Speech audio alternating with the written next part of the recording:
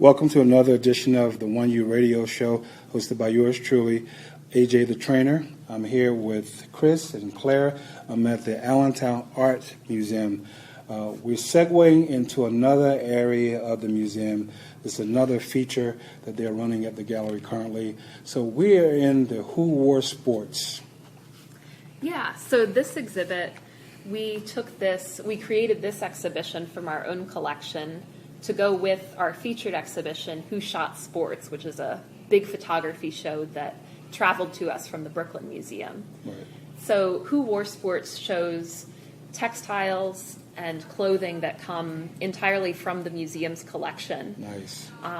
And looks at sports in the 20s and 30s and how that influenced textile design. Mm-hmm. And so there are a lot of really great designs here.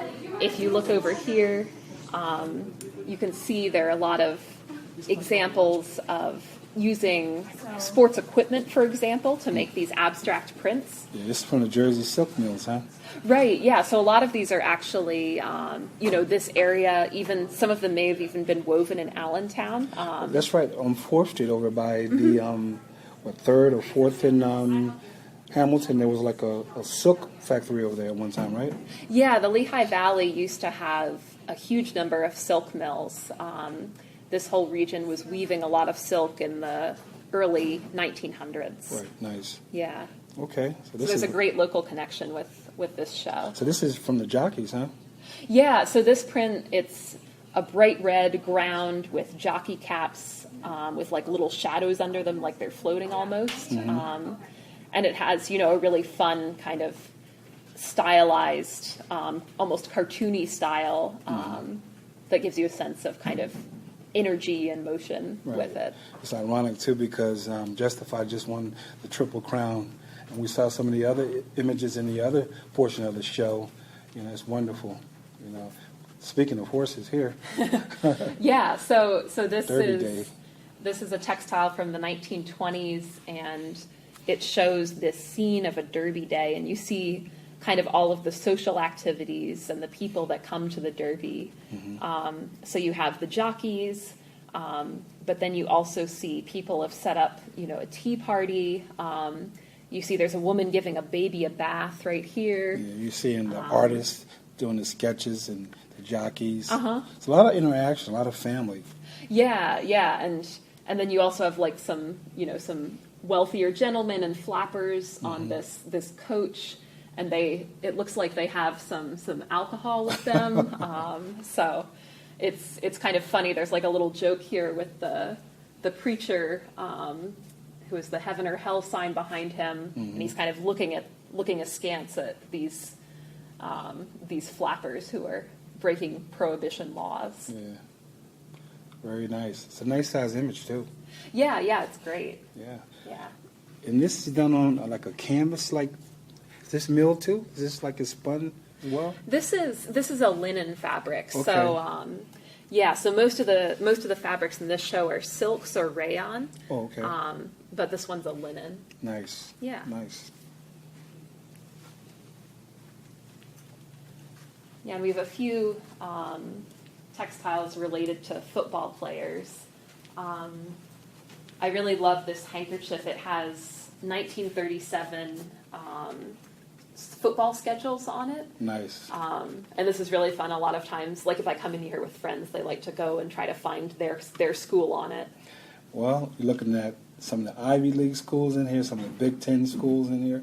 It's pretty nice. Yeah, you can see, and there's Lafayette right there. Got some Big Ten schools in here, Northwestern Alabama.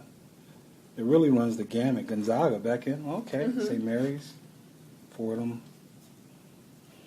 Very interesting. Yeah, and so this handkerchief, it has a border of football pennants, and we put it next to a pair of beach pajamas from our collection. Nice. So beach pajamas were kind of like a jumpsuit type garment that mm-hmm. women would wear on the beach or in casual settings. This was an era when women still couldn't wear pants in general in public, but on the beach that was okay. Okay. And it was okay for the arms to be exposed during this time? Right, yeah, at the beach. Right. Only at the beach, right? Right, yeah. And so this is really great. It has a sports pennant print on it. And then beach pajamas also relate to sports because it was a type of clothing called sportswear that was related to, kind of came out of athletic clothing and a demand for women to have more practical and functional clothing that they could use in their daily lives. Was this more like Ivy League sports apparel? Because I'm looking at a lot of Ivy League schools on it. Like, what is the premise behind this? Like, how was this? Like, what was the theme behind this here? Yeah, this particular fabric has pennants for the Ivy League schools, more Ivy League schools on it. You don't see those pennants like you used to anymore. That's old school. Right, yeah. Yeah, it's very nice. Very it gives you a historical. sense of kind of, like we were talking about fans and followers and the who shot sports upstairs, and this gives you a sense of that. Yeah, the pennants were very big back at in the the time. past. Yeah. Very, very nice.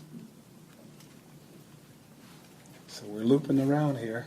Yeah, so this is a really great design by a cartoonist who designed for a silk company in the 30s, and his name was John Held. And you can see this scarf. It has images of flappers and young men playing tennis, and it's just wild. It has all these crazy triangles and lines, and the flappers look like gazelles or deer or something, the way that their I like the way limbs the are all images, splayed out. Yeah, it looks like a caricature or something like that. It's really Right, neat, yeah, it's very exaggerated.